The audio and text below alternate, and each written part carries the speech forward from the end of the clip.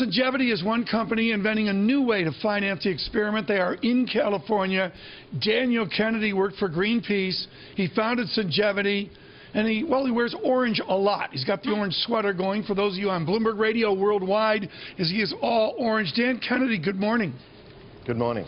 When you look at this, I love what Jeff Himmelman said in his New York Times article on you, the Jetsonian aura of solar power. When do we get from the gee whiz to an actually mature, real profit-making business?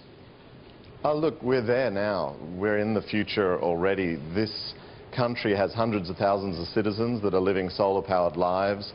Our industry, the solar leasing business, where we provide homeowners solar systems for no money down, has grown from $1 billion last year to a couple of billion this year and is on track to be a $5 billion industry in America alone. So this is not small beer anymore. Everyone's going solar, and the president doing it is just sort of getting in on the game. It's table stakes these days to be part of the 21st century. And we've seen the companies performing well in the stock market. They're having a nice moment right now. But in terms of broad consumer market use, we're not really seeing that yet. Why? We are actually being transformed before we really realize it. You know, while it may only be single-digit percentage points, as you know, exponential curves grow really fast. You know, it's like cell phone use 10, 15 years ago. The utilities are standing still as wireless technology comes to the homes of America. If you look at more mature markets like Germany or Australia, Germany has 30 gigawatts of solar power on the rooftops there. That's 30 big power stations equivalent, or just under half of their power capacity.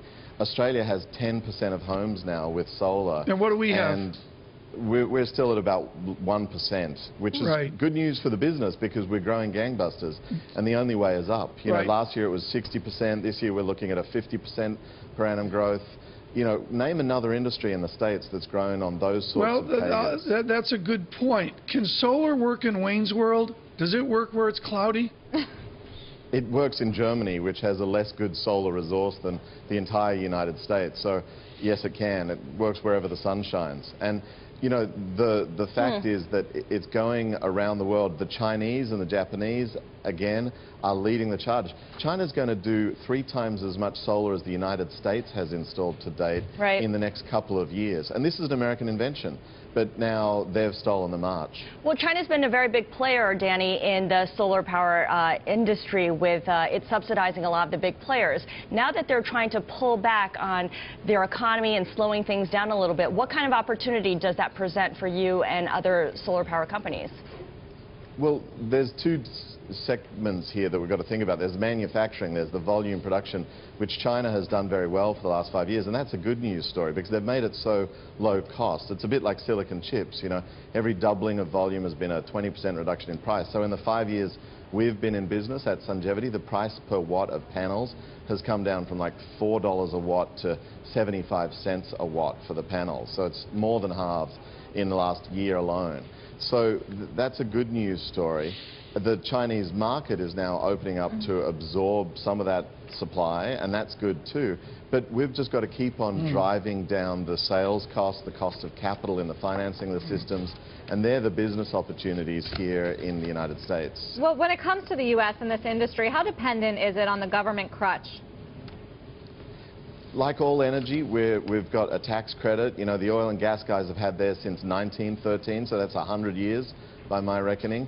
If there were no tax credits to any energy industry, we'd beat them hands down because we have no fuel input, no fuel costs, and also there's no pollution, so there's none of those byproducts and those social costs. But the fact of the matter is we're up against 800-pound gorillas that have been heavily subsidized for 100 years. And so we need some help right now. But also most of the rebates are going away. California had an extensive rebate program, which is gone now. And the tax credit will go through 2016 and then step down to 10%.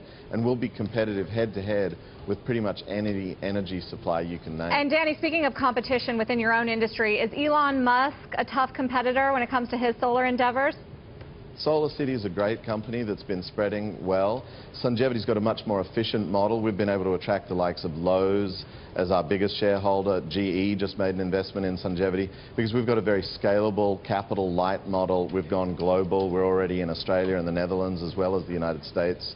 And so we're confident that this is a marathon, not a sprint. We're talking about rewiring the world with a distributed architecture, modular, silicon-based technology. You've seen this movie before. It's going to go great, and the world is going to go solar, and we're going to be one of the big household names. Danny Kennedy, thank you so much. Greatly appreciated on Solar Technology.